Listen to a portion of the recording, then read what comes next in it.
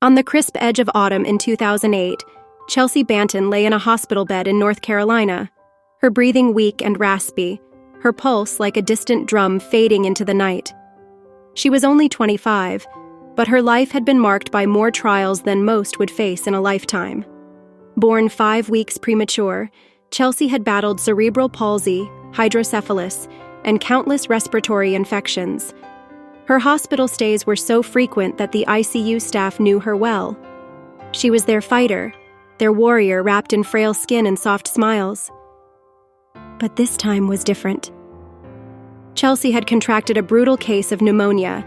Her body, already so worn, fought against it as best it could, but with each passing hour, it was evident her strength was dwindling. Machines hummed and beeped beside her. Tubes carried air to her lungs. IV lines delivered life-saving medicine. But still, Chelsea's condition slipped. Her mother, Colleen, who had stood by her through every battle, was told that this might be the one she wouldn't win. It was a brutal, whispered truth that echoed in Colleen's mind as she held her daughter's hand and whispered words of love and courage. A seasoned nurse named Rebecca, who had been Chelsea's nurse many times over the years, found herself lingering by the door of her room. "This one," she murmured to a colleague, "has been through more than any of us can imagine. There's just something about her." She swallowed hard, not wanting to admit what she felt. Chelsea might not make it this time. Chelsea's breaths were labored, yet even in her weakened state, she would try to smile, her eyes fluttering open for just a moment to lock with her mother's.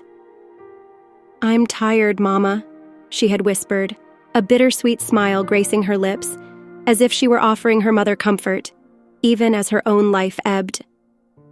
"I know, baby," Colleen whispered back, brushing her daughter's hair off her damp forehead, her voice cracking. "But you hang in there. I'm right here." The doctors, kind yet pragmatic, advised the family to prepare for the worst.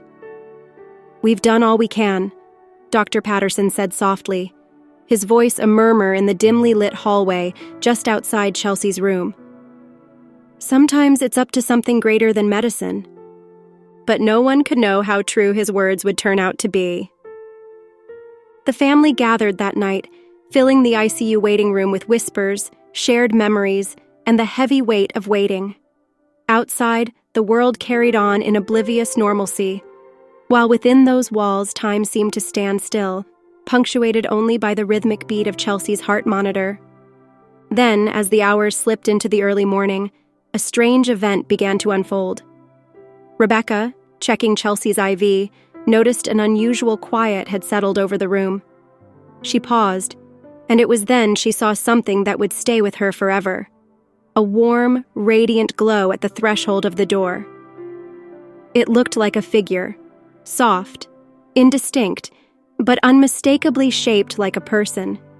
The light was golden, almost ethereal, and it seemed to pulse gently, as if alive. Rebecca's breath caught. She glanced behind her to see if anyone else had noticed, but the hall was empty. For a moment, she thought it was a trick of the light, perhaps a glare from a monitor or reflection from the hospital lights. But as she looked again, the figure held its place, almost as though it were watching over Chelsea. Heart pounding, she stepped closer and the glow seemed to grow stronger. She couldn't bring herself to look away.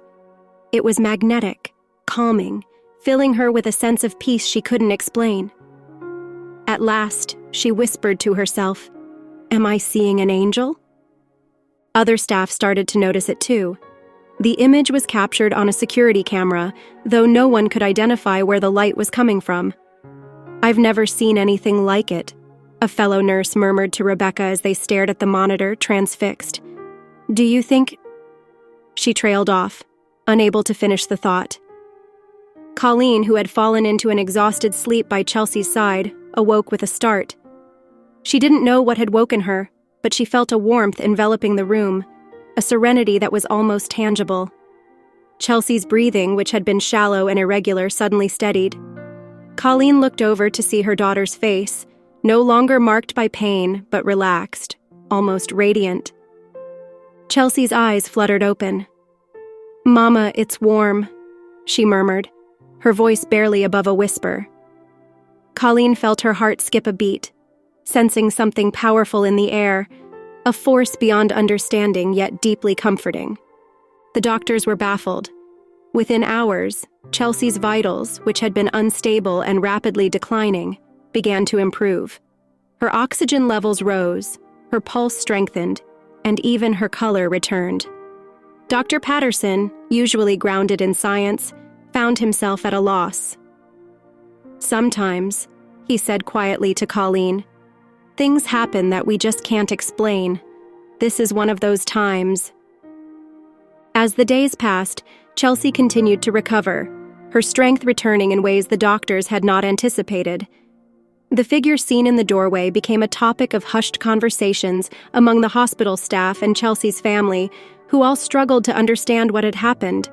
Was it an angel? A sign? For Colleen, there was no doubt in her mind. "Something came to help her," Colleen later told a reporter. "Call it an angel, call it divine intervention. But whatever it was, it saved my daughter." Chelsea herself, when asked, would only smile. "I just remember feeling like I was safe, like someone was there with me.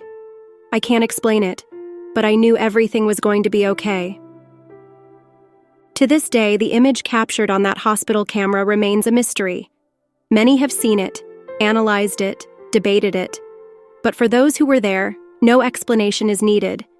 The staff who witnessed it say they've never encountered anything like it since. Rebecca, who had known Chelsea over the years, felt her own heart changed by the experience.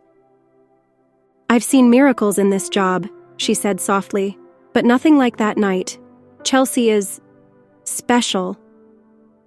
Chelsea returned home a few weeks later. Her life a little different, her spirit stronger. Though she still faced health challenges, she now lived with a quiet peace, a sense that she wasn't alone.